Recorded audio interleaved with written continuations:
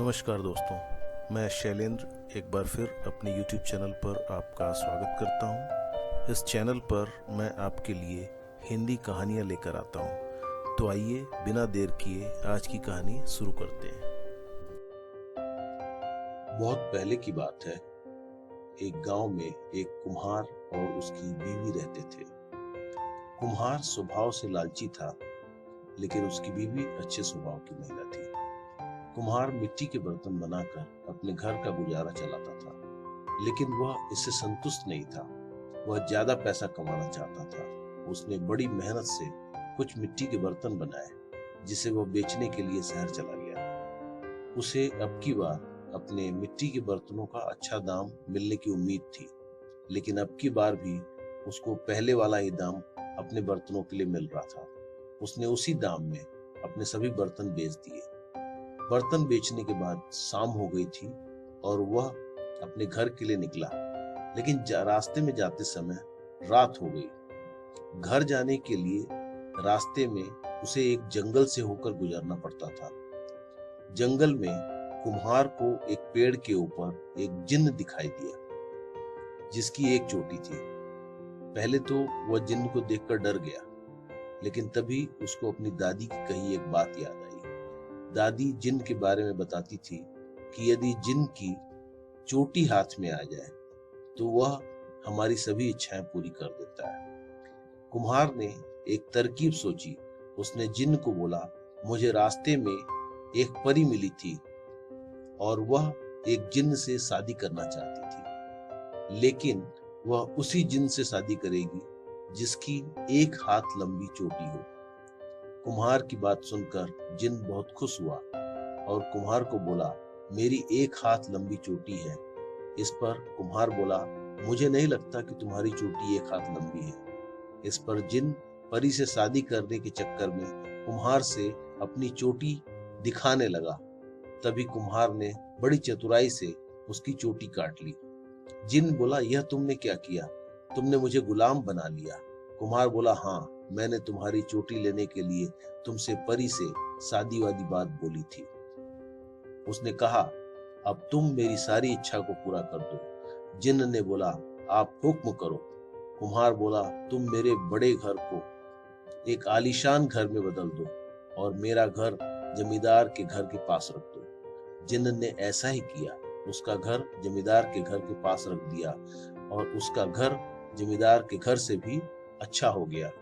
इसके बाद जब कुम्हार ने जिन्न को बोला कि अब तुम मेरी बीवी को गहनों से भर दो और हमारे घर में बहुत से हीरे जवाहरात रख दो, जिन्न ने ऐसा ही किया।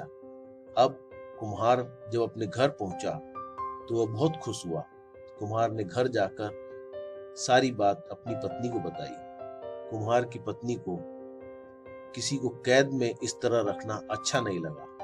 कुम्हार ने जिन्न की चोटी को घर के एक बर्तन के अंदर छुपा दिया और इसके बाद कुम्हार और उसकी बीवी के दिन पूरी तरह से बदल गए। वे सुखपूर्वक रहने लगे। जमींदार की पत्नी और अन्य गांव की महिलाएं कुम्हार की पत्नी के गहने देखने के लिए आने लगे। कुछ दिनों के बाद दिवाली आने लगी तो कुम्हार की पत्नी कुम्हार को घर की साफ सफाई करने को बोलने लगी। कुम्हार ने कहा, अब हमको घर की सफाई करने की क्या जरूरत है, हम ये सारा काम जिन्न से करवा सकते हैं। इसके बाद कुम्हार ने ताली बजाई और जिन्न हाजिर हो गया। उसने जिन्न को पूरे घर की सफाई करने को कहा। इसके बाद जिन्न घर की सफाई करने में लग गया। सफाई करते हुए एक बर्तन गिर गया जिसमें जिन्न को अपनी चोटी दिखाई दी।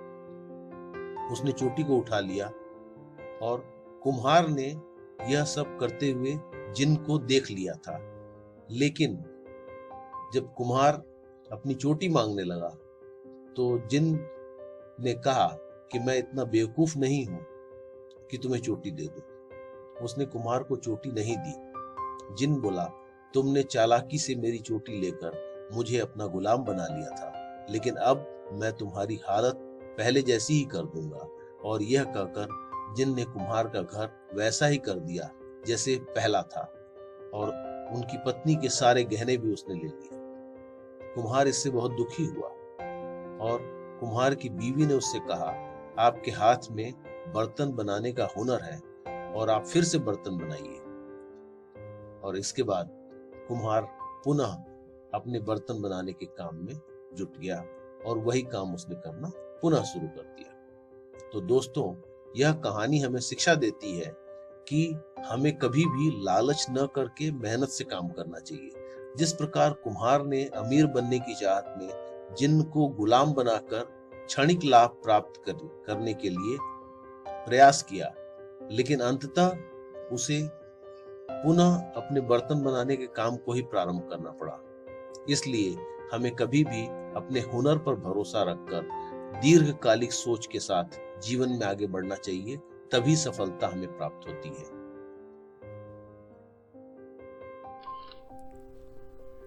दोस्तों, यह कहानी आपको कैसी लगी, अपनी राय कमेंट बॉक्स में अवश्य दीजिएगा।